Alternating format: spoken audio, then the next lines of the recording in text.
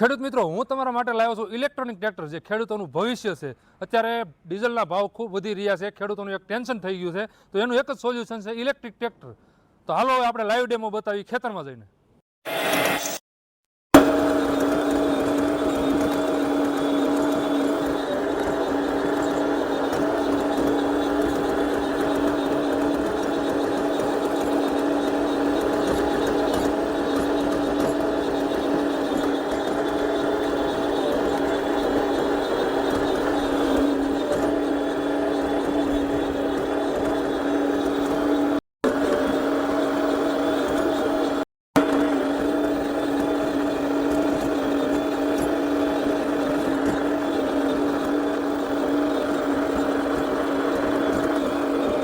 મિત્રો, અત્યારે તમે જોઈ શકો છો આપણે લાઈવ પરફોર્મન્સ હાલે છે કે અત્યારે અહીંયા ખેતીમાં ચાલુ જ છે ટ્રેક્ટર. આપણે જોવો આવી રીતે કંઈક હાથી હાલે છે અને કેટલું ઊંડું છે એ જોવો, કેવા ઢેફા કાઢે છે જોવો.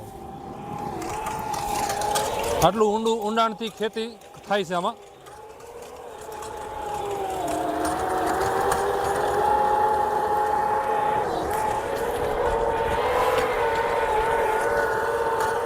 જો મિત્રો, આગળ મેં તમને હાથી હાલતું બતાવ્યું છે. એક સાઈડ હાથી હાલે છે અને એક સાઈડ રોટાવેટર હાલે છે. તો રોટાવેટરનું રિઝલ્ટ પણ તમને બતાવો. અહીંયા વિયાવો લાઈવ તમને દેખાડું. આ બાજુ વિયાવો તો આવું કાંક રોટાવેટર હાલે છે, જે મિની રોટાવેટર.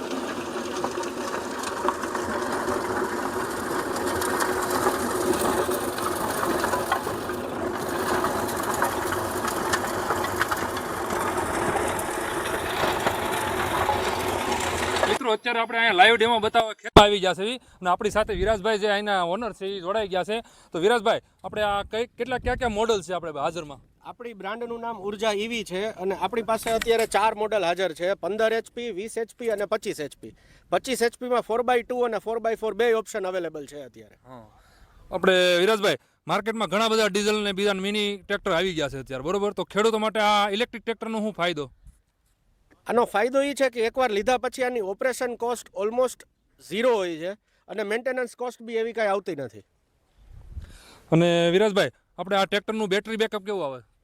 ફૂલ ચાર્જ કર્યા પછી 7 થી 8 કલાક. 8 કલાક. પછી જમીન અને પાછળ તમે કયું ઇમ્પ્લિમેન્ટ જોડો છો એના ઉપર વધઘટ થતું હોય છે. આપણે આ ઇલેક્ટ્રિક ટ્રેક્ટર છે જે ચોમાસામાં વરસાદ હોય અને પાણીના જ્યાં રસ્તામાં પાણી ભરાણું હોય તો ખેડૂતો માટે આના કંઈ પ્રોબ્લેમ આવશે ચોમાસામાં વરસાદનો? આપણા ટ્રેક્ટર 100% આખા IP67 રેટેડ ટ્રેક્ટર છે, એટલે આને ગારામાં અથવા તો પાણીમાં કોઈ જાતનો પ્રોબ્લેમ થતો નથી, ધૂળમાં બી કોઈ પ્રોબ્લેમ થતો નથી. સાહેબ, આપણે આ ટ્રેક્ટરમાં ખાસિયત શું છે? આ આખા 100% ઇલેક્ટ્રિકથી ચાલતા ટ્રેક્ટર, બેટરી ઉપર ચાલતા. આ ટ્રેક્ટરમાં ખેડૂતોને ખર્ચો કેટલો આવશે?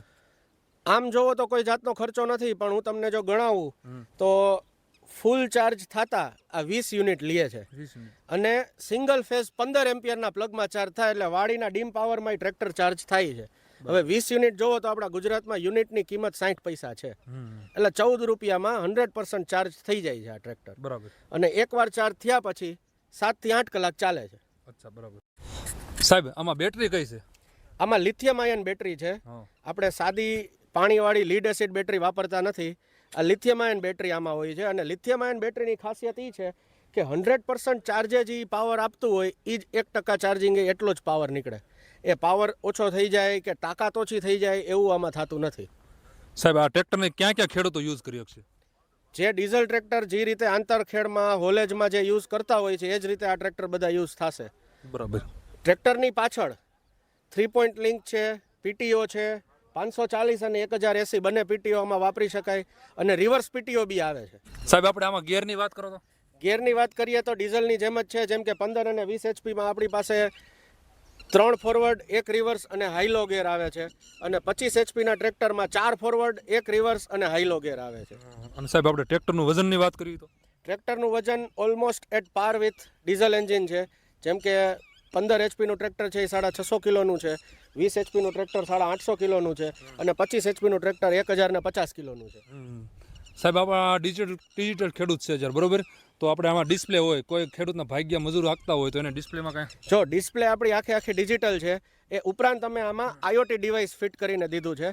IoT ડિવાઇસ શું કામ કરે છે કે તમારા મોબાઈલમાં તમારું ટ્રેક્ટર ક્યાં ચાલે છે એનું GPS લોકેશન તમે જોઈ શકો છો.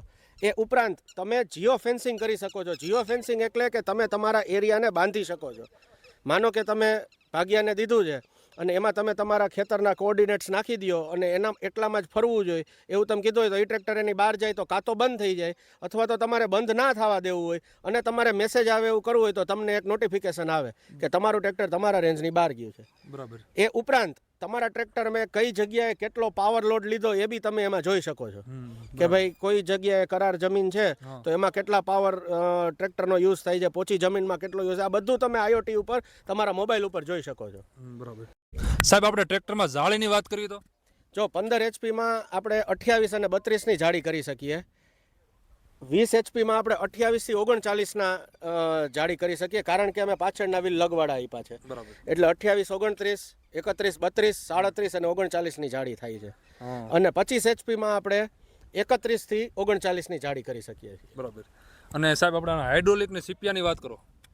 હાઇડ્રોલિકમાં 15 HP માં લિફ્ટિંગ કેપેસિટી 400 કિલોની છે, 20 HP માં લિફ્ટિંગ કેપેસિટી 600 કિલોની છે અને 25 HP માં લિફ્ટિંગ કેપેસિટી 800 કિલોની છે. અને ટ્રોલીની વાત કરીએ તો 15 HP 1.5 ટન ટ્રોલી 1.5 ટન વજન ખેંચે, 20 HP જે છે એ 2 ટન વજન ખેંચે અને 25 HP છે એ 3 ટન વજન ખેંચે. સાહેબ આમાં ખેડૂતોને ચાર્જિંગ કરવું હોય તો ચાર્જિંગની કેટલી વાર લાગે? સાવ 0% બેટરી થઈ ગઈ હોય તો એને 100% કરતાં 6 કલાક થાય અને 15 એમ્પિયરના પ્લગમાં સિંગલ ફેઝમાં ચાર્જ થાય, ડીમ પાવર જે વાળી આવતો હોય ને એમાં. અને ચાર્જિંગ સ્લોટ અમે અહીંયા આપ્યો છે, ચાર્જિંગ તમે અહીંયા કરી શકો. આ રહ્યું આ ચાર્જિંગ. સાહેબ આનું ટ્રેક્ટરનું સર્વિસ મેન્ટેનન્સ કોસ્ટ આ ટ્રેક્ટરમાં કોઈ આવતી નથી કારણ કે એન્જિન જ નથી. બાકી રહી વાત સર્વિસની તો આમાં 500 કલાકે ગિયરબોક્સનું ઓઇલ ફિલ્ટર બદલવાનું હોય છે. ઓઇલ બદલવાની જરૂર 500 કલાકે નથી હોતી. બાકી સિવાય કોઈ સર્વિસ આવતી નથી. બરાબર. તો આમાં ખેડૂતોને ટ્રેક્ટરનું મેન્ટેનન્સ કેટલું થાય? ઓલમોસ્ટ તમે આને 0 મેન્ટેનન્સ કહી શકો આ ટ્રેક્ટરને. બરાબર. સાહેબ આ ઇલેક્ટ્રિક ટ્રેક્ટરની ખાસિયત શું છે?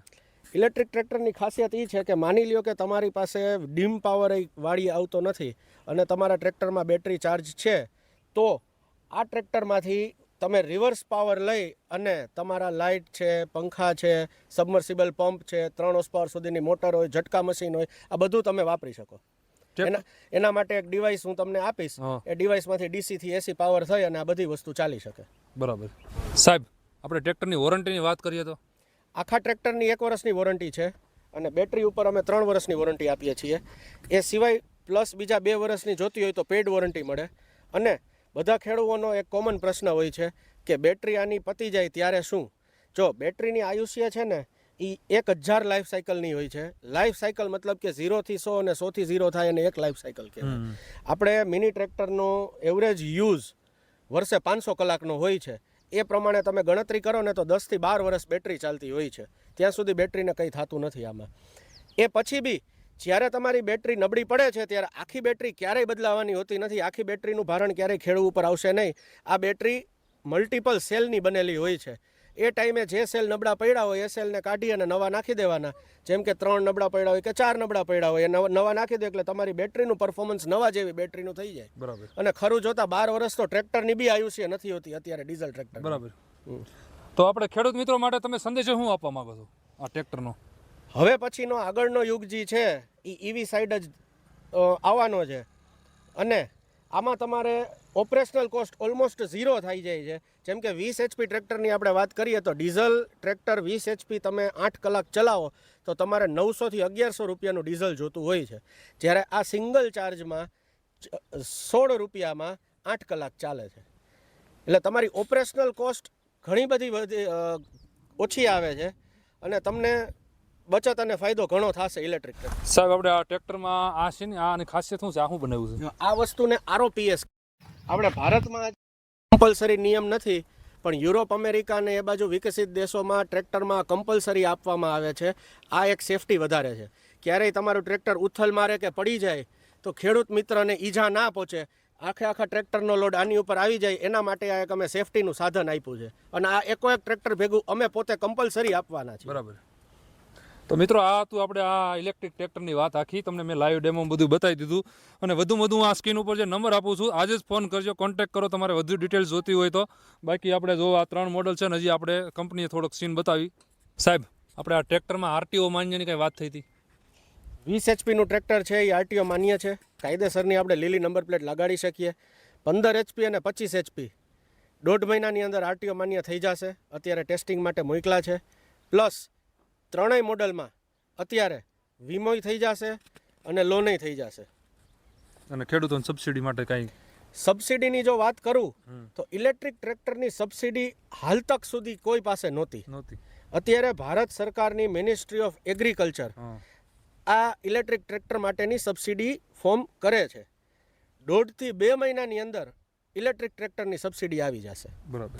અત્યારે કોઈ ખેડૂત મિત્રોને ટ્રેક્ટર બુકિંગ કરાવવું હોય અથવા તો ટ્રેક્ટર લેવું હોય તો તેમને આકર્ષક ભાવ ઉપર અમે લોકો ડાયરેક્ટ કંપનીમાંથી આપશું.